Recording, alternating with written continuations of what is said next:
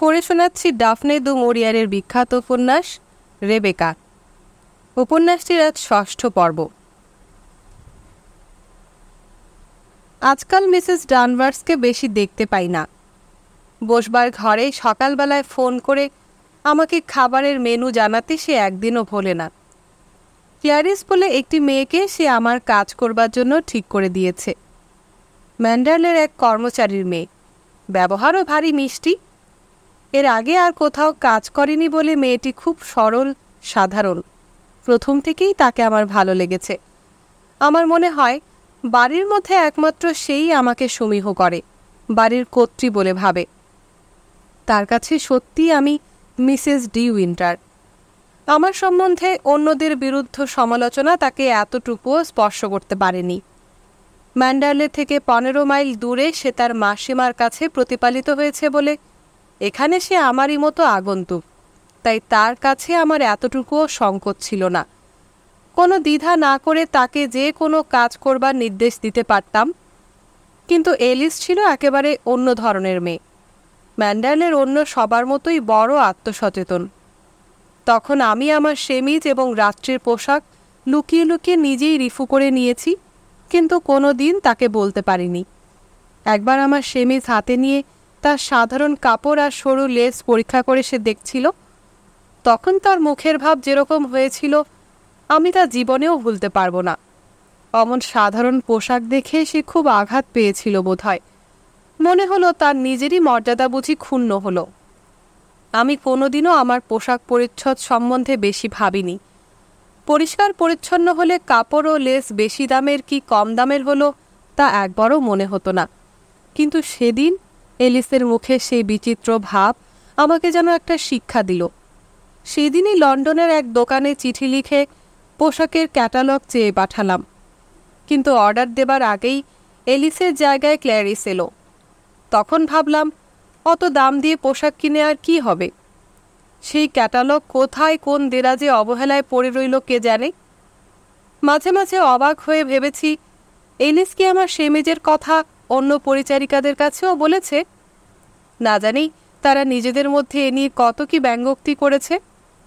Clarice আবার এত সাধারণ যে সে কোনো দিনই দামি আর সস্তা জিনিসের তারতম্য বুঝতে পারবে না। ডানভার্স আমার কথা ভেবেই হয়তো আমার কাজে তাকে বহাল করেছে। সে ঠিক বুঝেছে ক্ল্যারিসের মতো গেও মেয়েই আমার উপযুক্ত। আমার উপর ডানভার্সের রাগের আসল কারণ জানবার পর থেকে তার সম্বন্ধে আমার মনের ভাব অনেক সহজ হয়েছে।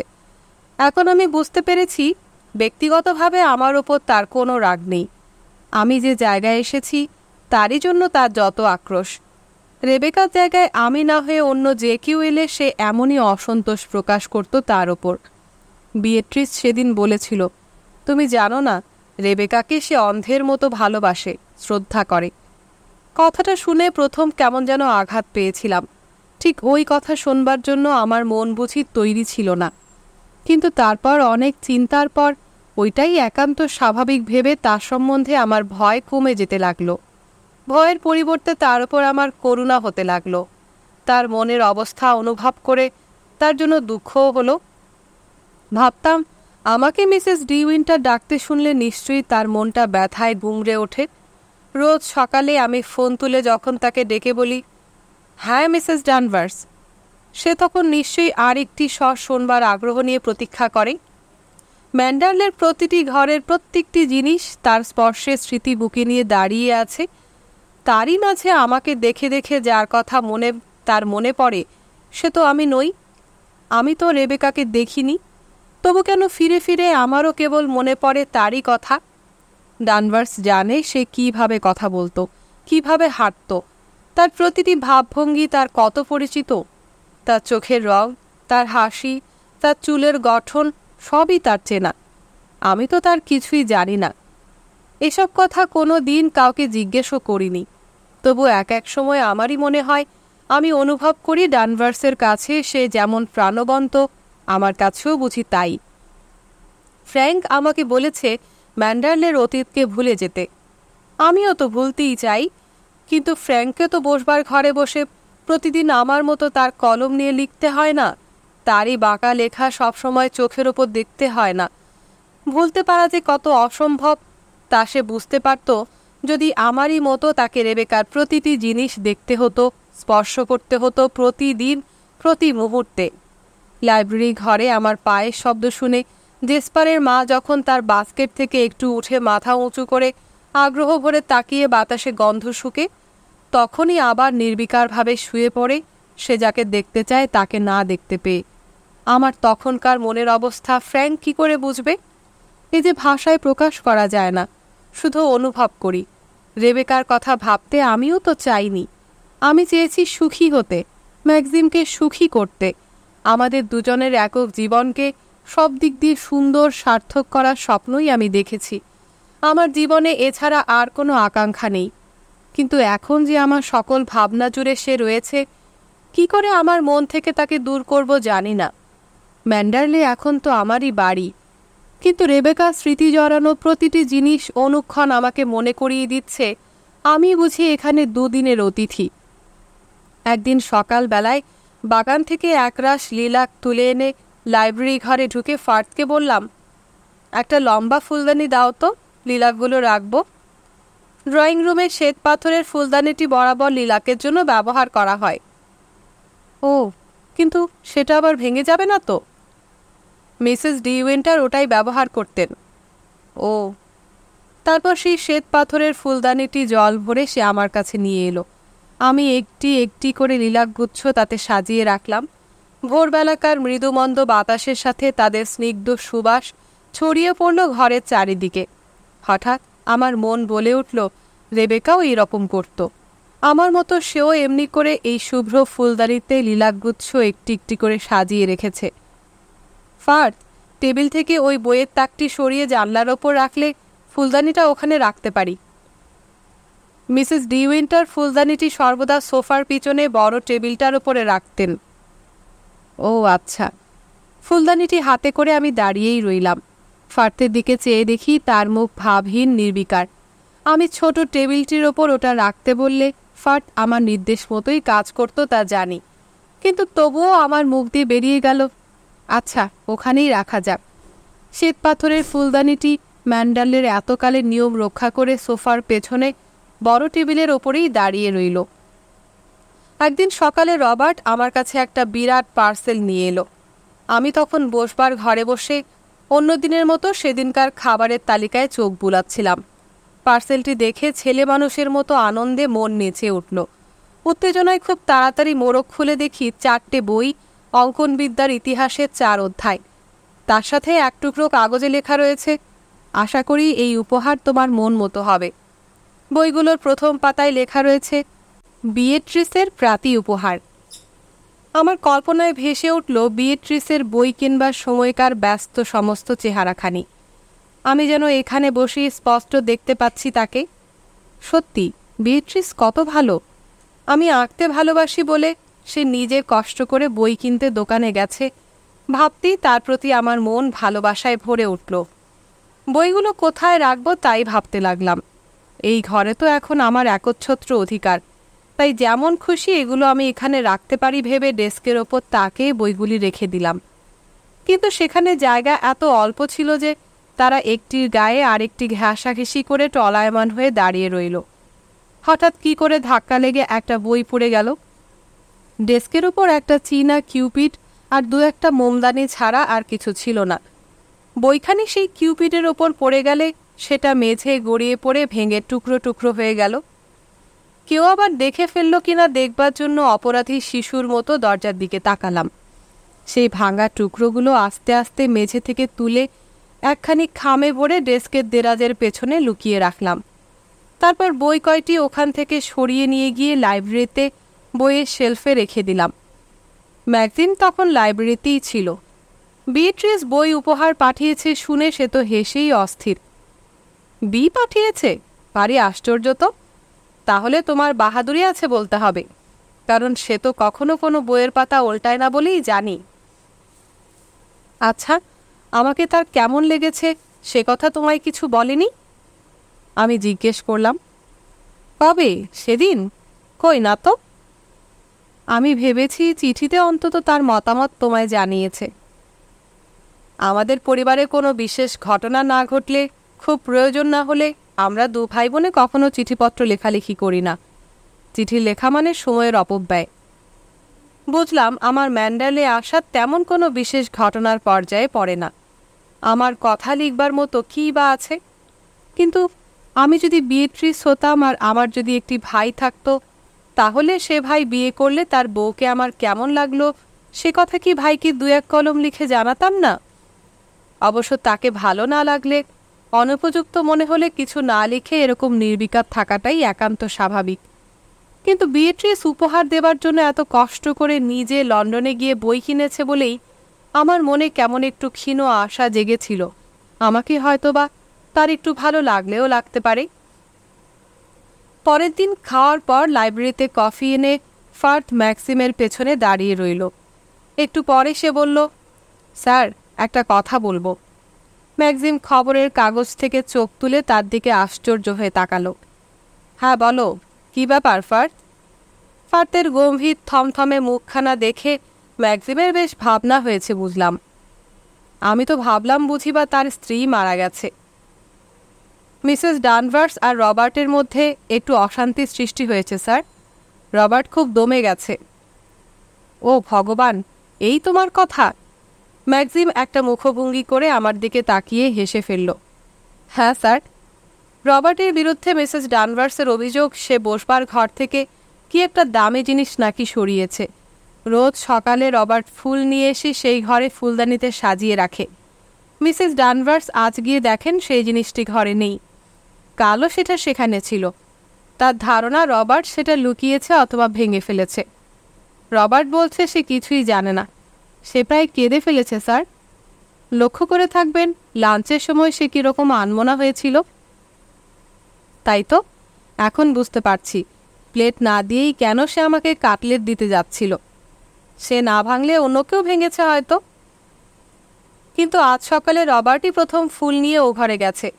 আমাদের দুজনের পক্ষেই ব্যাপারটা বড় লজ্জার। তা অবশ্য ঠিক। আচ্ছা, মিসেস ডানভার্সকে ডেকে নিয়ে এসো। ও হ্যাঁ, কোন জিনিসটা পাওয়া যাচ্ছে না? চীনা কিউপিড, সেটা লেখবার টেবিলের উপর ছিল। ও। ফার্ট চলে গেল। ম্যাক্সিম আমার দিকে তাকিয়ে বলে উঠল, কি কাণ্ড! ওই কিউপিডের কী বা মূল্য? কিন্তু মজা দেখো, এরা কি ব্যাপার করে তুলেছে। আমার কাছে কেন এরা এসব ব্যাপার নিয়ে আসে তাও বুঝি না। এসব কিন্তু তোমারই কাজ। আমার মুখ চোখ তখন আগুনের হলকায় লাল টকটকে হয়ে গেছে মনে হলো। তবুও কোনো রকমে বলে ফেললাম, তোমাকে আগেই বলবো ভেবেছিলাম, কিন্তু একেবারে ভুলে গেছি। কাল আমি কিউপিডটা ভেঙে ফেলেছি। সে কি, তুমি ভেঙেছ? তাহলে ফার্থের সামনেই বললে না কেন? সে আমাকে কি ভাবত? এখন যে মিসেস ডানভার্স আর ফার্থের সামনে সব খুলে বলতে হবে? না না লক্ষ্মীটি, তুমি তাদের বলো আমি ওপরে যাচ্ছি। তা হয় না, ওরা ভাববে তুমি ওদের ভয় করছো। সত্যি আমার বড় ভয় হচ্ছে। ঠিক ভয় নয়, কিন্তু এমন সময় দরজা খুলে ডানভার্স আর ফার্থ ঘরে ঢুকলো। অমনি ভয়ে ভয়ে ম্যাক্সিমের দিকে তাকালাম। ম্যাক্সিম একটু বিরক্ত হলেও সমস্ত ব্যাপারটায় বেশ আমোদ পেয়েছে মনে হলো। সে একটু হেসে বলে উঠল, ব্যাপারটা আগাগোড়াই ভুল হয়েছে মিসেস ডানভার্স। মিসেস ডি উইন্টারই ওটা ভেঙে ফেলেছেন, কিন্তু সে কথা জানাতে তিনি ভুলে গিয়েছিলেন। তারা দুজনে আমার দিকে তাকালো। আমি অপরাধীর মতো ডানভার্সের দিকে তাকিয়ে ক্ষীণস্বরে বললাম, এজন্য আমি খুব দুঃখিত।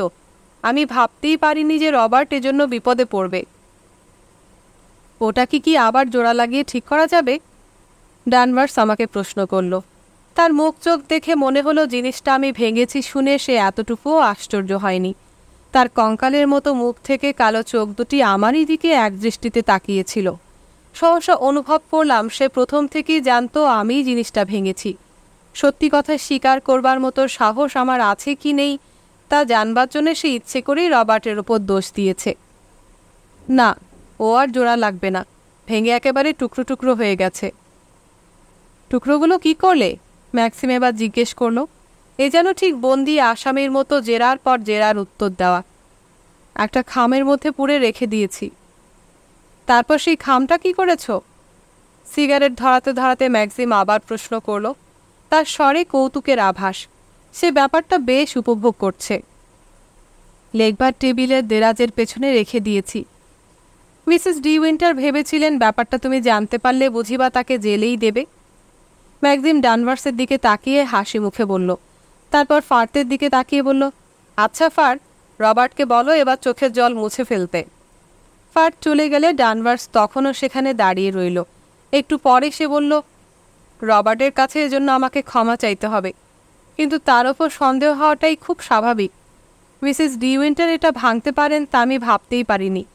ভবিষ্যতে এরকম কিছু ঘটলে আশা করি উনি আমাকে সময় মতো জানাবেন, তাহলে আর এমন অপ্রীতিকর অবস্থায় পড়তে হবে না।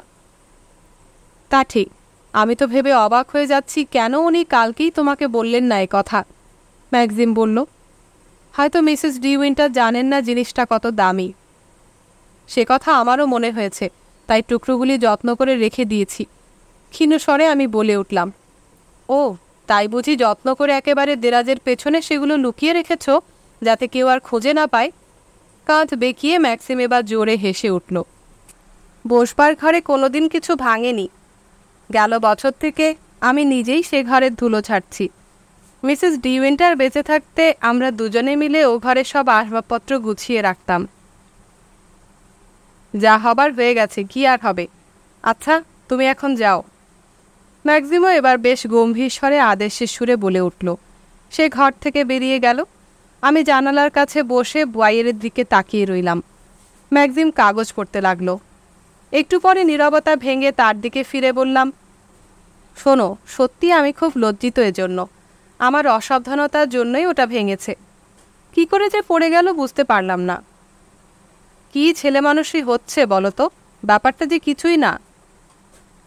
আমার আরও সাবধান হওয়া উচিত ছিল। মিসেস ডানভার্স নিশ্চয়ই আমার ওপর খুব রেগে গেছে। সে রাগ করবে কেন? কি বলছো পাগলের মতো? জিনিসটা তো তার নয়। কিন্তু ও ঘরের প্রতিটি জিনিস তার কত প্রিয়। তাছাড়া এর আগে কোনোদিন কিছু ভাঙেনি, আমি প্রথম ভাঙলাম। বেচারা রবার্ট না ভেঙে তুমি যে ভেঙেছ, একদিক দিয়ে তা ভালোই হয়েছে। কিন্তু মিসেস ডানভার্স এজন্য কখনো আমায় ক্ষমা করবে না। তার কথা ভেবে কেন এত মন খারাপ করছো? তোমার কথা আমি ঠিক বুঝতে পারছি না। তাকে তোমার এত ভয় কেন? না, ঠিক ভয় নয়, আমার মনের ভাব আমি বোঝাতে পারছি না।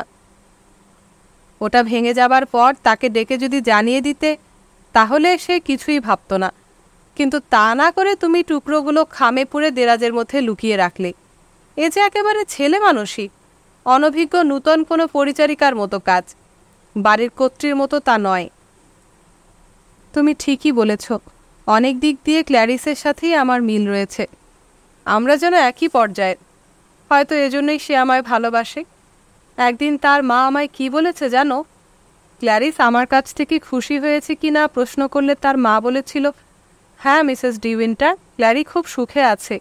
আপনার কথা ও বলে। উনি বাড়ির কর্ত্রীর মতো নন, আমাদেরই একজন, যেন একেবারে বন্ধুর মতো। কিন্তু কই, বিশপের স্ত্রী তো কোনোদিন বলেননি যে আমাকে তাদের একজনের মতো মনে হয়। তোমার ওই পুরনো পোশাক পরে তার ওখানে গেলে কোনোদিনই তিনি সে কথা বলবেন না। ম্যাক্সিম একটু হেসে বলল, পোশাক পরিচ্ছদ দিয়ে মানুষকে যারা বিচার করে তাদের কথা আমি ভাবি না। কিন্তু সেদিন তুমি যেভাবে সংকুচিত হয়ে তার কথার হা না করে জবাব দিয়ে যাচ্ছিলে, চেয়ারের এক কোণে জড়সড় হয়ে বসে, তাতেই তিনি খুব অবাক হয়েছেন বোধহয়। কি করব, লজ্জা সংকোচ কাটিয়ে উঠতে আমি তো কত চেষ্টা করছি। না, তোমাকে সে চেষ্টা করতে হবে না আর। কিন্তু আমি বুঝতে পারি মাঝে মাঝে আমার ব্যবহার কত অশোভন হয়ে যায়। অনেক চেষ্টা করেও আমি সামাজিক হতে পারছি না। তোমার তো চিরকালের অভ্যাস, কিন্তু আমি যে এরকম আবহাওয়ায় বড় হইনি। তাতে কি এসে যায়? তুমি কি ভাবছো এসব শুষ্ক সামাজিকতা আমি পছন্দ করি? আমারও খুব খারাপ আর একঘেয়ে লাগে, কিন্তু সমাজে থাকতে হলে না করেও উপায় নেই। আমি তো একঘেয়েমির কথা বলছি না। আমি যে সব আদব কায়দা আচার ব্যবহার একেবারেই জানি না। সবাই আমার দিকে এমন অবাক হয়ে তাকায়, মনে হয় আমি যেন একটা দর্শনীয় জিনিস। তাতে যদি তারা একটু আনন্দ পায় তো পাক না। কিন্তু আমি কেন তাদের সমালোচনার লক্ষ্য হয়ে আনন্দের খোরাক জোগাবো? কারণ ম্যান্ডালের জীবনযাত্রা চিরদিন এখানকার সকলের মনে কৌতূহল জাগিয়ে তুলেছে। কিন্তু আমি তাদের নিরাশ করেছি। ম্যাক্সিম এবার কোনো কথা না বলে কাগজ পড়তে লাগলো। আমি আবার বললাম, আমার মনে হয় তুমি জানতে আমার মতো নির্জীব, অনভিজ্ঞ, অতি সাধারণ মেয়ে এখানকার জীবনধারায় কোনো দিন এতটুকুও আলোড়ন জাগাতে পারবে না। তাই বুঝি আমাকে তুমি বিয়ে করেছ? ম্যাক্সিম কাগজটা মেঝে ছুঁড়ে ফেলে দিয়ে চেয়ার থেকে উঠে দাঁড়ালো। কি বলছো? তার মুখ অসম্ভব গম্ভীর, গলার স্বরও কেমন কর্কশ, কঠিন। কি হলো, অমন করে তাকাচ্ছ কেন? ভয়ে ভয়ে বললাম। কেন বললে ও কথা? এমনিই বলেছি, ওভাবে আমার দিকে তাকিও না। কি করেছি আমি? অভিমানের দুঃখে আমার কান্না পেল। কেউ তোমাকে কিছু বলেছে? না। তাহলে ও কথা বললে কেন? কেন বলেছি জানি না, মনে হলো তাই বললাম। আমি লাজুক, অসামাজিক, এ কথা তো তুমিও জানো। লোকের সামনে যেতে আমার ভালো লাগে না, তাদের সমালোচনায় আমার মন খারাপ হয়ে যায়। তাই রাগ করেও কথা বলে ফেলেছি, আর কিছু ভেবে বলিনি। বিশ্বাস করো লক্ষ্মীটি, ও কথা বলা তোমার উচিত হয়নি। তা বুঝতে পারছি, সত্যি খুব অন্যায় হয়েছে। দুহাত পকেটে পুরে ঘরের এদিক ওদিক পায়চারি করতে করতে সে আমার দিকে কেমন শূন্য দৃষ্টিতে তাকালো। তারপর আনমনে খুব আস্তে আস্তে বলল, তোমাকে বিয়ে করে আমি খুব স্বার্থপরতার পরিচয় দিয়েছি। এ কি বলছে সে? আমার সমস্ত শরীর ভয়ে ঠান্ডা হয়ে যাচ্ছে। কি বলছো তুমি? ঠিকই বলছি, আমি তোমার উপযুক্ত নই। তোমার আমার মাঝে অনেক বছরের ব্যবধান। আমাকে বিয়ে না করে তোমারই সমবয়সী কাউকে বিয়ে করলে তুমি সত্যিকারের সুখী হতে। জীবনের অর্ধেক যার কেটে গেছে, তাকে বিয়ে করে তুমি ভুল করেছ। না না, এরকম করে আর বলো না। বয়সের পার্থক্যে কি এসে যায়? আমরা তো সুখী হয়েছি। আমার তা মনে হয় না। আমি এবার ছুটে তার একান্ত কাছে গিয়ে গলা জড়িয়ে আকুল হয়ে বললাম, কেন তুমি এসব বলছো? তুমি তো জানো আমি তোমায় কত ভালোবাসি। আমার জীবনে তুমি ছাড়া আর কিছু নেই, তুমিই আমার সব। আমার কথায় কান না দিয়ে সে বলে যেতে লাগলো, না না, আমারই সব দোষ। আমি তোমাকে বিয়ের জন্য জোর করেছি, ভাববার জন্য এতটুকু সময়ও দিইনি। আমি তো ভাবতে চাইনি। আমি যে সমস্ত মন প্রাণ দিয়ে তোমাকেই চেয়েছিলাম। তুমি ঠিক বুঝতে পারছো না আমার মনের কথা। মানুষের জীবনে যখন ভালোবাসা আসে। বাইরের দিকে তাকিয়ে আমার কথার মাঝখানেই সে বলে উঠল, তুমি কি সুখী হয়েছ? এক এক সময় আমার সন্দেহ হয়, তুমি দিন দিন কেমন শুকিয়ে যাচ্ছ, বিবর্ণ হয়ে যাচ্ছ। হ্যাঁ, আমি সুখী হয়েছি, সত্যি সুখী হয়েছি। আমি তোমাকে ভালোবাসি, ম্যান্ডেলের প্রতিটি জিনিসকে ভালোবাসি, বিশ্বাস করো। আনমনে সে আমার চোখে মুখে কপালে হাত বুলিয়ে আদর করতে লাগলো। তোমার জন্য সত্যি আমার কষ্ট হয়। এখানে তোমার জন্য আনন্দের কোনো আয়োজন নেই। আমার মতো লোকের সাথে বাস করা সত্যি বড় মুশকিল। না না, তা নয়। আমার কাছে তোমার সঙ্গ কত সুখের তুমি কি করে বুঝবে তো? বিয়ের আগে আমার মনে হতো স্বামী না জানি কি ভয়ের বস্তু, কত সমীহ করে হয়তো চলতে হবে তাকে। তোমাকে পেয়ে আমার সে ভয় কেটে গেছে। সত্যি? এবার একটু হেসে সে বলল। আমিও তার এই হাসির সুযোগ নিয়ে হেসে তার হাত দুখানি জড়িয়ে ধরে চুমু দিলাম। আমরা সত্যি কত সুখী হয়েছি, তাই না গো? আমরা কোনো ভুল করিনি। তোমার যদি তা মনে হয় তবে তাই। না, তুমিও তাই ভাববে। কেন ভাববে না? সত্যি কি আমরা সুখী হইনি?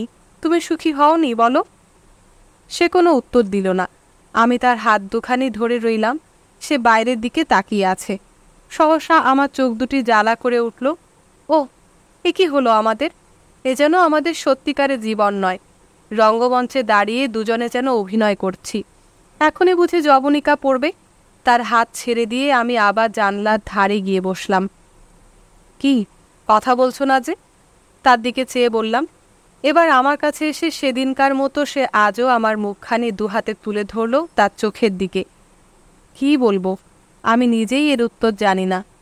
তুমি যদি বলো আমরা সুখী হয়েছি তাহলে তাই। আমি কিছু জানি না, তোমার কথাই বিশ্বাস করছি। আমাকে জড়িয়ে ধরে একটু আদর করে সে ঘরের ওধারে চলে গেল। আমি দুহাত কোলে রেখে চুপ করে বসে রইলাম। চুপ করে বসে থাকতে থাকতে মনটা আমার হঠাৎ আবার কেমন বিদ্রোহী হয়ে উঠল। মুখ দিয়ে আচমকা বেরিয়ে গেল, আমাকেই তোমার ভালো লাগে না। তাই ওসব বলছো। সত্যি আমি ম্যান্ডালের উপযুক্ত নই। আবার আবল তাবল বলছো। লক্ষ্মীটি আর নয় এসব কথা। অনুরোধের স্বরে সে বলে উঠল, সেই কিউপিডটা ভেঙেছি বলেই তো যত অনর্থের সৃষ্টি হলো। আহ, আবার সেই কিউপিড? তুমি কি সত্যি ভাবছো যে ওটা ভেঙে যাওয়ায় আমি খুব দুঃখিত? আচ্ছা, ওটা কি খুব দামি? কে জানে, হতেও পারে। শোবার ঘরের সব জিনিসই বুঝি দামি? তাই তো মনে হয়। সবচেয়ে মূল্যবান আর সুন্দর জিনিসগুলো কেন ও ঘরে রাখা হয়েছে? ঠিক জানি না, হয়তো সুন্দর দেখাবে বলে। ওগুলো কি ওখানে বরাবর আছে, তোমার মা যখন বেঁচে ছিলেন তখন থেকে? না, এ ঘরে ও ঘরে সব ছড়ানো ছিল। তাহলে এভাবে কবে থেকে সাজানো হয়েছে? আমার বিয়ের পর থেকে। কিউপিডটা তখন থেকেই ছিল? বোধহয়। ওটাকে এমনই কোথাও খুঁজে পাওয়া গেছে বুঝি? না, খুব সম্ভব ওটা আমাদের বিয়ের উপহার। আমি এবার তার দিকে না তাকিয়ে মাথা নিচু করে নখ ঘষতে লাগলাম। কয়েক মুহূর্ত পর তার দিকে তাকিয়ে দেখি পকেটে হাত ঢুকিয়ে সে স্থির হয়ে দাঁড়িয়ে আছে। মনে হলো সে তখন রেবেকার কথাই ভাবছে। হয়তো সে মনে করবার চেষ্টা করছিল কিউপিডটা কে উপহার দিয়েছিল। উপহারটি পেয়ে সেদিন রেবেকা কীরকম খুশি হয়েছিল সেই মধুর স্মৃতিও বুঝি তার মনে জাগল। কি ভাবছ? আমার স্বর খুব শান্ত স্থির শোনালো। আমার মনের সে সময়কার অস্থিরতা, তিক্ততা কিছুই তাতে প্রকাশ পেল না। সে আবারও একটা সিগারেট ধরালো। খাওয়ার পর এটা নিয়ে বোধহয় 25টা সিগারেট খাওয়া হলো। তেমন কিছু নয়, কেন? না, এমনি। তোমাকে আবার খুব গম্ভীর মনে হচ্ছে, যেন অনেক দূরে চলে গেছো। ভাবছিলাম ওভালে মিডল সেক্সের সাথে খেলবার জন্য এবার স্যারেকে মনোনীত করা হয়েছে কিনা। সে এবার চেয়ারে বসে পড়ে কাগজটা খুলে ধরল। আমি জানালার কাছে বসে বাইরের দিকে তাকিয়ে রইলাম। জেসপার কোথা থেকে ছুটে এসে আমার কোলে চড়ে বসল। জুনের শেষ দিকে ম্যাক্সিম দুদিনের জন্য লন্ডন গেল। সে যাবে জেনেই আমার মন ভেঙে গিয়েছিল। ম্যান্ডেলের পথের বাঁকে তার গাড়িটি অদৃশ্য হয়ে গেলে কেন জানি না মনে হলো এই বুঝি আমাদের শেষ দেখা। কি এক অজানা আশঙ্কায় মনটা গেল ছেয়ে। হয়তোবা তার কোনো দুর্ঘটনা ঘটবে। অকারণ এই দুশ্চিন্তার ভারে প্রতি মুহূর্তটিকে মনে হতে লাগলো যেন এক একটি যুগ। বিকেলবেলা একখানি বই কোলে নিয়ে বাদাম গাছের তলায় শূন্য মনে বসে রইলাম। হঠাৎ রবার্টকে এদিকে আসতে দেখে আমার মন আরও উতলা হয়ে উঠল। রবার্ট বলল, ক্লাব থেকে ফোন এসেছে, মিস্টার ডিউইনটা নিরাপদে পৌঁছেছেন। খবরটা শুনে মনটা এক নিমেষে হালকা হয়ে গেল। সহসা আমার অসহ্য ক্ষুধার অনুভব হলো। রবার্ট বাড়ির মধ্যে চলে গেলে চুপি চুপি খাবার ঘরে ঢুকে বিস্কুট আর একটি আপেল নিয়ে আবার বাগানে এলাম। খুব সন্তর্পণে খেতে খেতে ভীত চকিত দৃষ্টিতে এদিক ওদিক তাকিয়ে দেখছিলাম কেউ আবার আমাকে অবস্থায় দেখে ফেলল না তো। খাওয়া শেষ হলে খুশি মনে চুপচাপ বসে রইলাম। অবাধ স্বাধীনতার অদ্ভুত এক অনুভূতি আমার সমস্ত মনকে আচ্ছন্ন করে ফেলেছে। ছেলেবেলাকার শনিবারের ছুটির অনুভূতির মতোই আজকের এই অনুভব। কোনো চিন্তা নেই, ভাবনা নেই, যেমন খুশি তেমনি চলা। ম্যান্ডেলে আসার পর এমন অনাবিল স্বাধীনতার স্বাদ আর পাইনি তো কোনো দিন। ম্যাক্সিম এখানে নেই বলেই কি আজ নিজেকে এত স্বাধীন মনে হচ্ছে? আশ্চর্য, আমি তো তার যাওয়া চাইনি। তবে কেন ছেলে মানুষের মতো মনটা আজ আনন্দে নেচে উঠেছে। দিনটা আজ কি সুন্দর। চুপ করে বসে না থেকে এখন আনন্দের ছুটোছুটি করতে ইচ্ছে হচ্ছে। জেসপারকে ডেকে হ্যাপি ভ্যালির দিকে চললাম। যেতে যেতে দেখি পথের বুকে শৈবালের আস্তরণে অ্যাজিলিয়ার পাপড়ির দল পড়ছে ঝরে ঝরে। ব্লুবেলরা তখনও একেবারে ফিকে হয়ে যায়নি। ছোট ছোট আগাছার ঝোপ ঘন হয়ে এখানে ওখানে বেড়ে উঠেছে। লম্বা ঘাসের সবুজ নরম বিছানায় হাত দুখানি মাথার নিচে দিয়ে আমি সোজা হয়ে শুয়ে পড়লাম। এখানকার এই অপরূপ সৌন্দর্য দুচোখ ভরে দেখে প্রাণ ভরে অনুভব করব বলে। জেসপার আমার পাশে বসে রইল। কাছেই কোন গাছের ওপর থেকে পায়রাদের মৃদু বকবকম শুনতে পেলাম। শান্ত এই পরিবেশের মাঝে কেমন এক নিবিড় শান্তির স্পর্শ পাচ্ছি। একা থাকার এমন মাধুর্য জীবনে এই প্রথম অনুভব করলাম। প্রকৃতির এই নির্জন কোলে শুয়ে শুয়ে আমি যে তার বিজন রূপলীলা সমস্ত মন প্রাণ দিয়ে উপভোগ করছি, ম্যাক্সিম আমার পাশে থাকলে এমনটি কি সম্ভব হতো? তার পাশে বসে তারই দিকে চেয়ে থাকতাম। সে কি ভাবছে তাই বুঝবার চেষ্টা করতাম। তাকে কেন্দ্র করেই আমার সকল ভাবনা মুখর হয়ে উঠত। সে আজ আমার পাশে নেই বলেই তো এমন নিশ্চিন্ত নির্ভাবনায় শুয়ে আছি। একলা থাকারও এত সুখ, কিন্তু তাকে বেশিক্ষণ না দেখে থাকাও যে অসম্ভব। সে যে আমার জীবন, আমার সর্বস্ব। তাকে পেয়েছি বলেই তো আজ পৃথিবী আমার চোখে রূপে, রসে, বর্ণে, গন্ধে এমন ভরপুর। ভাবনার জাল গুটিয়ে আমি উঠে পড়লাম মাটির কোমল স্পর্শের মায়া কাটিয়ে। এবার সাগরের দিকে চলেছি। সাগরের একান্ত কাছটিতে এসে দেখি তখন তার শান্ত অচঞ্চল রূপ। এমন শান্ত রূপ দেখে তার ভয়ঙ্কর প্রলয়ের মূর্তি কল্পনাও করা যায় না। সাগর জল পাহাড়ের কোলে যেখানটিতে খেলা করছে, বেলা শেষের পরন্ত রোদের সোনালি টুকরো ঝিকিমিকি করছে সেখানে। জেসপার একবার আমার দিকে তাকিয়ে পাহাড়ের গা বেয়ে উঠতে লাগলো। ও পথে নয় জেসপার। আমার কথায় কোনো ভ্রুক্ষেপ না করে ও উঠে গেল। আমিও তার পেছনে পেছনে উঠতে লাগলাম। ম্যাক্সিম আজ সাথে নেই, তবে আর ভাবনা কিসের। ওদিকে গিয়ে দেখি শান্ত সাগরের এই বাঘটির চেহারাও আজ অন্যরকম। সেই ছোট্ট পোতাশ্রয়ে হয়তো এখন 3 ফুটের বেশি জল নেই। বয়াটা সেদিনকার মতোই বাঁধা আছে। সেদিন লক্ষ্য করিনি, কিন্তু আজ দেখলাম বয়াটি সাদা আর সবুজ রং করা। বৃষ্টির জলে রঙের বাহার আগের মতো আর নেই। আরও এগিয়ে গিয়ে জেটির পাথরের গাঁথনি দেয়া রেলিংয়ের ওপর উঠে দাঁড়ালাম। জেসপারও দৌড়ে আমার আগে আগে যেতে লাগলো। সেই গাঁথনির দেয়ালের এক জায়গায় একটা রিংয়ের সাথে লোহার সিঁড়ি লাগানো রয়েছে। সিঁড়িটা সাগরের মধ্যে চলে গেছে। বুঝলাম এ জায়গাতেই কোনো ডিঙ্গি নৌকা বাঁধা থাকতো। তাতে উঠবার জন্য এই সিঁড়ির আয়োজন। প্রায় 30 ফুট দূরে বয়াটি বাঁধা ছিল। উপসাগর ছাড়িয়ে নৌকোটি হয়তো সাগরের মধ্যে অনেক দূর চলে যেত। আমি যেন কল্পনায় দেখতে পাচ্ছি ছোট্ট একখানি নৌকো কেমন হাওয়ার তালে দুলে দুলে সাগরের বুকে ভেসে চলেছে খেলনার মতো। সাগরের জল কখনো বা নৌকোর ওপরেই চলকে চলকে উঠছে। নৌকোর আরোহিণী তার চোখ মুখ চুল থেকে ঢেউয়ের কণিকা মুছে মুছে ফেলছে। ফ্রাঙ্কের কাছে শুনেছি ছোট্ট একটি কেবিনও ছিল তার মধ্যে। জেসপার তখন লোহার সিঁড়িটা শুঁকছিল। তার দিকে চেয়ে বললাম, চলে এসো জেসপার, তোমার পেছন পেছন আর দৌড়তে পারি না। আবার বেলাভূমির দিকে ফিরে এলাম। বনের প্রান্তে সেই কুটিরটি ওই যে দেখা যাচ্ছে, কিন্তু সেদিনকার মতো ওটাকে আজ পরিত্যক্ত অলক্ষণে বলে মনে হচ্ছে না। আমি ধীরে ধীরে ওদিকেই চলেছি। যেতে যেতে ভাবছিলাম তারা ওখানে চাঁদনি রাতে পিকনিক করেছে, কত আনন্দ উৎসবের আয়োজন করেছে। লন্ডন থেকে কত অতিথি অভ্যাগত হয়তো আসতো এখানে। তারপর তারা নৌকো করে সাগর বিহার করত। আনন্দ কলরবে মুখর সেই কুটির প্রাঙ্গণ আজ পরিত্যক্ত, শূন্য। কাঁটা গাছে আর আগাছায় বাগানটা গেছে ভরে। বাগানের ছোট্ট দরজাটি ঠেলে কুটিরের দোরগোড়ায় এসে গেছি। দরজা ভেজানো ছিল। সেদিন তো আমি দরজাটা বন্ধ করেই গিয়েছিলাম। জেসপার হঠাৎ গো গো করতে লাগলো। আবছা অন্ধকারে উঁকি মেরে দেখলাম ভেতরে কোনো পরিবর্তন হয়নি। সেদিনকার মতোই সব অগোছালো। মডেল নৌকোগুলোর মধ্যে তেমনি মাকড়সার জালের ঠাস বুননি। ওদিককার ঘরের দরজাটিও খোলা। ও ঘরে কি একটা পড়ে যাওয়ার শব্দ হলো। জেসপার এবার ভীষণভাবে চিৎকার করতে করতে ওদিকে ছুটে গেল। আমিও তাকে অনুসরণ করলাম। নিচু হয়ে জেসপারের কলার ধরে উঁকি মেরে দেখি কে যেন এক কোণে দেয়াল ঘেঁষে বসে আছে। তার জড়সড় ভাব দেখে বোঝা গেল সে আমার চেয়েও বেশি ভয় পেয়েছে। ভালো করে তাকিয়ে দেখি সে বেন। সে তখন নৌকোর পালগুলোর আড়ালে লুকোবার চেষ্টা করছিল। এ কি করছো এখানে? সে বেকার মতো পিটপিট করে আমার দিকে কিছুক্ষণ তাকিয়ে রইল।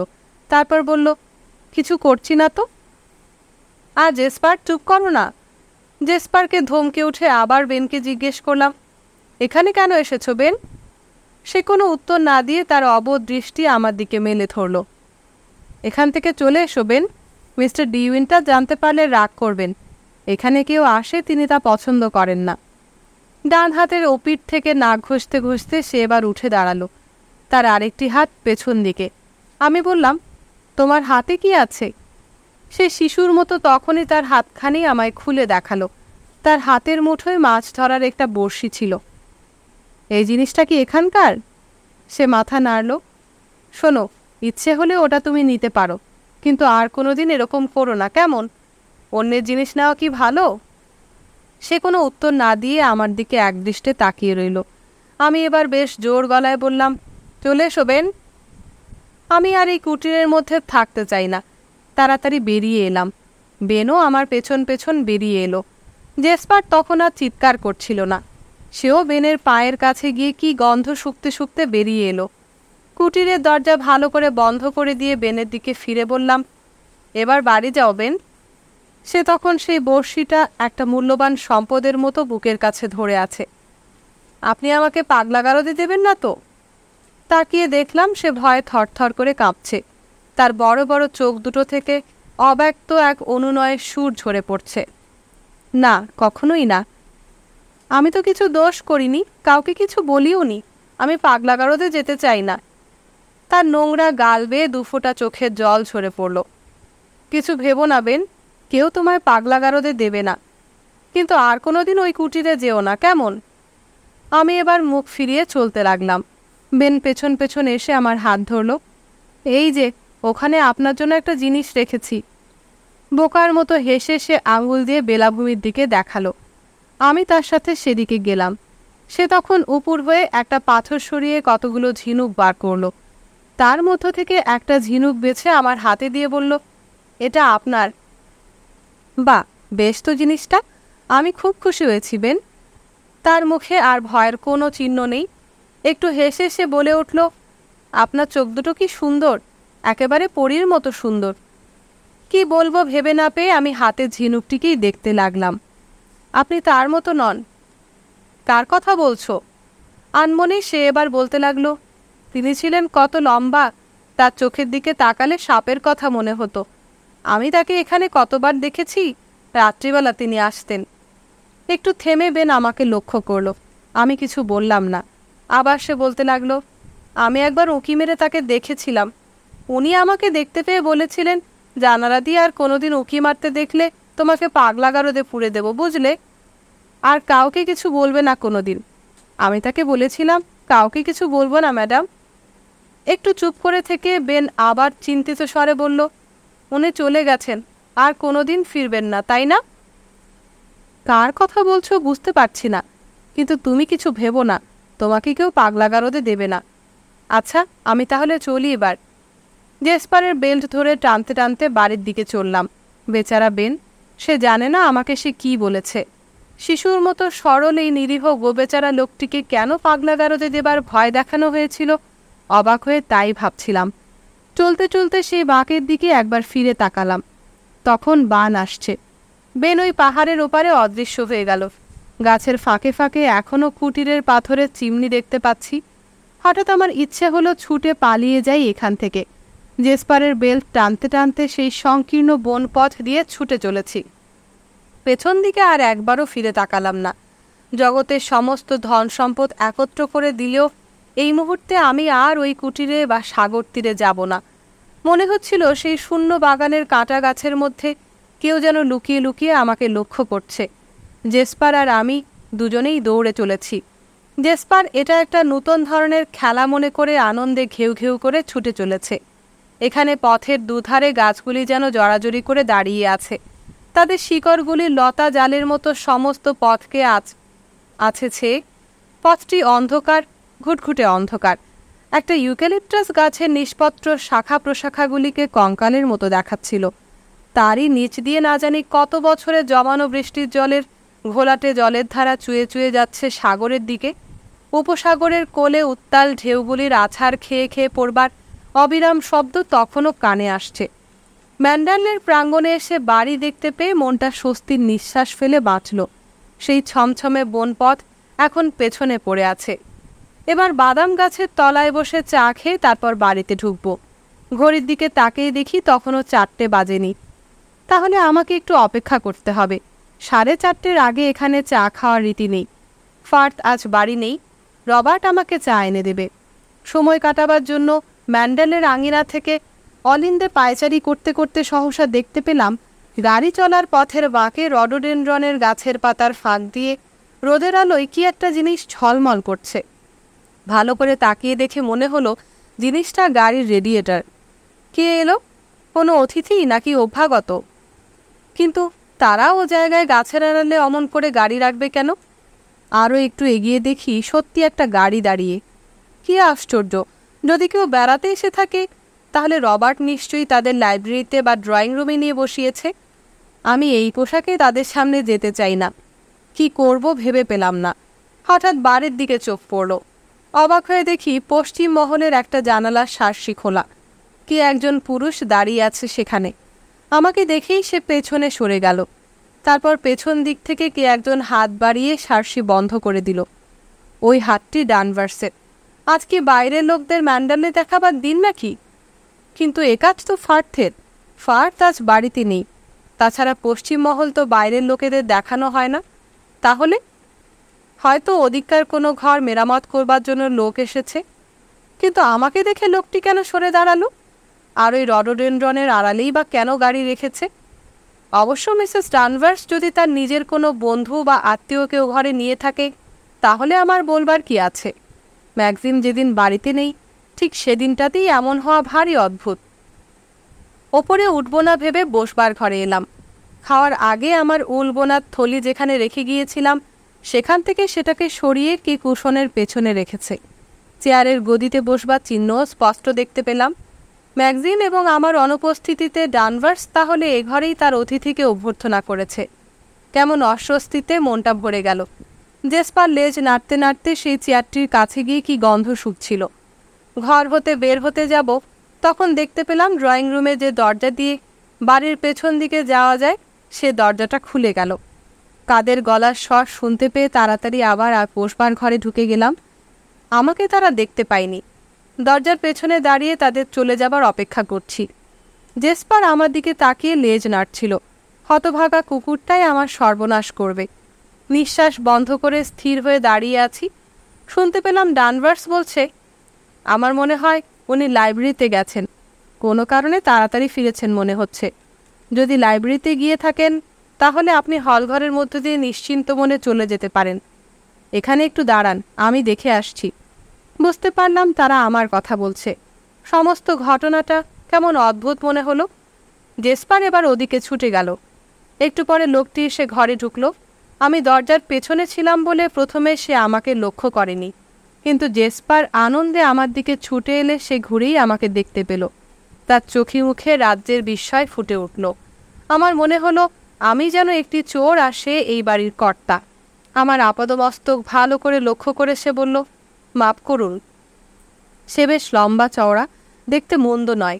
গায়ের রং রোদে পুড়ে তামাটে মনে হচ্ছে। তার চোখ দুটো এবং চুল লালচে। সে এবার হাসতে হাসতে বলল, আশা করি ভয় পাননি। আমি দরজার পেছন থেকে বেরিয়ে এলাম। বোধহয় আমাকে একেবারে বোকার মতো দেখাচ্ছিল। আমি কোনো উত্তর দিলাম না দেখে সে আবার বলল, এভাবে হঠাৎ এসে পড়ে খুব অন্যায় করেছি। আশা করি এজন্য আমায় ক্ষমা করবেন। আমি ড্যানিকে দেখতে এসেছি। সে আমার অনেক কালের পুরনো বন্ধু। ও, ড্যানি বেচারা বড় ভালো মানুষ। সে আপনাকে বিরক্ত করতে চায়নি। আমি জেসপারের দিকে তাকিয়েছিলাম। সে তখনও আনন্দে লোকটির গায়ে লাফিয়ে লাফিয়ে উঠছিল। কুকুরটা আমায় ভোলেনি দেখছি। বেশ বড় হয়েছে তো। শেষবার যখন দেখেছি তখন তো খুব ছোট্ট ছিল। এখন বড় মোটা হয়ে গেছে। ওকে ব্যায়াম করানো দরকার। আমি ওকে অনেক দূর পর্যন্ত বেড়াতে নিয়ে যাই। তাই নাকি? বেশ বেশ উৎসাহ আছে তো আপনার। তারপর সিগারেট কেস বের করে আমার দিকে এগিয়ে দিয়ে বললেন, নিন। না, আমি খাই না। সে কি? সে একটি সিগারেট ধরিয়ে খেতে লাগলো। তার ব্যবহার খুব অভদ্র মনে হলো। সে আবার বলে উঠল, বুড়ো ম্যাক্স কেমন আছে? তার স্বর শুনে অবাক হয়ে গেলাম। ম্যাক্সিম যেন তার কতকালের পরিচিত। ম্যাক্সিমকে ম্যাক্স বলায় আমার খুব খারাপও লাগলো। তবু উত্তর দিলাম, ভালো আছেন। তিনি লন্ডনে গেছেন। নতুন বউকে একা ফেলে রেখে? ভারী অন্যায় তো। কেউ এসে আপনাকে নিয়ে পালিয়ে যাবে সে ভয় নেই বুঝি তার? সে জোরে হেসে উঠল। তার এরকম কথা আর হাসি বড় অশোভন মনে হলো। এমন সময় ডানভার্স ঘরে ঢুকল। তাকে দেখে আমার বুক শুকিয়ে উঠল। এই যে ড্যানি এসেছ। তোমার সব সাবধানতা ব্যর্থ হলো। জানো বাড়ির কর্ত্রী দোরের পেছনে লুকিয়েছিলেন। আবার সে সশব্দে হেসে উঠল। ডানভার্স কোনো কথা না বলে আমার দিকে অপলক তাকিয়ে আছে। লোকটি আবার বলে উঠল, এ কি, তুমি আমাদের পরিচয় করিয়ে দেবে না? ডানভার্স এবার বলল, ইনি মিস্টার ফ্যাবেল। তার স্বরে কেমন অনিচ্ছা প্রকাশ পেল। সে তার পরিচয় দিতে চায়নি বুঝতে পারলাম। চা খেয়ে যান। ভদ্রতা রক্ষার জন্য আমাকে এ কথা বলতেই হলো। খুব লোভনীয় প্রস্তাব, কি বলো ড্যানি? লক্ষ্য করলাম ড্যানভার্সের নীরব চোখের ভাষায় তার প্রতি সাবধানতার ইশারা ফুটে উঠল। সমস্ত ব্যাপারটাই এত অস্বস্তিকর যে আমি মরমে মরে যেতে লাগলাম। না, আমাকে এখনই যেতে হবে। আসুন না আমার সাথে, আমার গাড়িটা দেখবেন।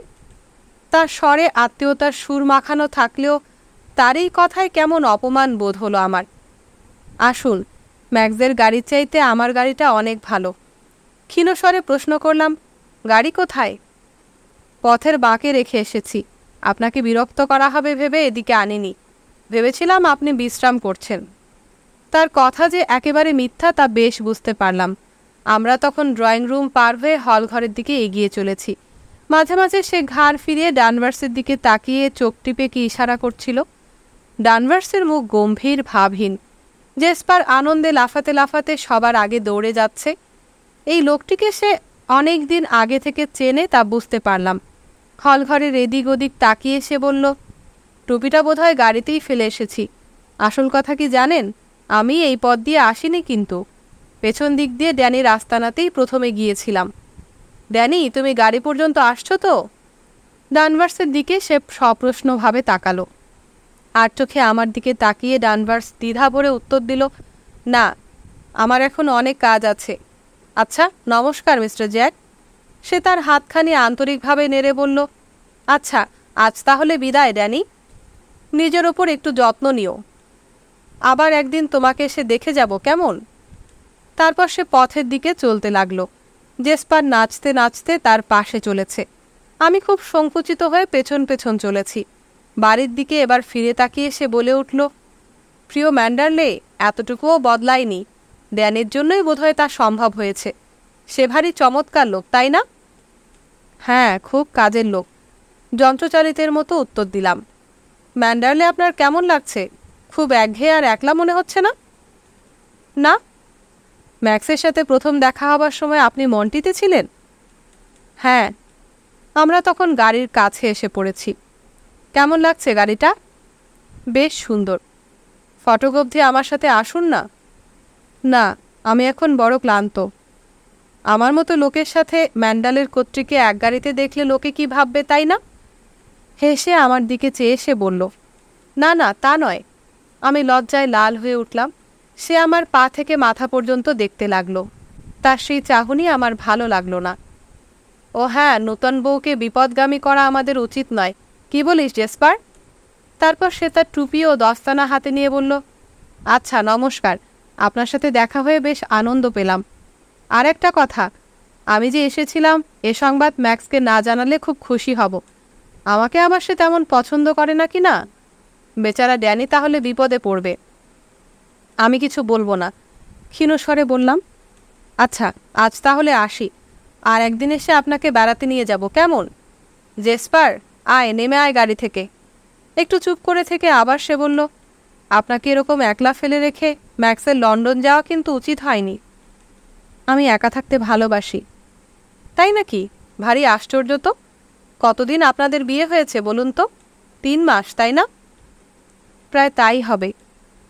আহা, মাত্র 3 মাসের কনে যদি আমার বাড়িতে আমার জন্য প্রতীক্ষা করত। আমি বেচারা একা একাই জীবনটা কাটালাম। সে আবার হেসে উঠল।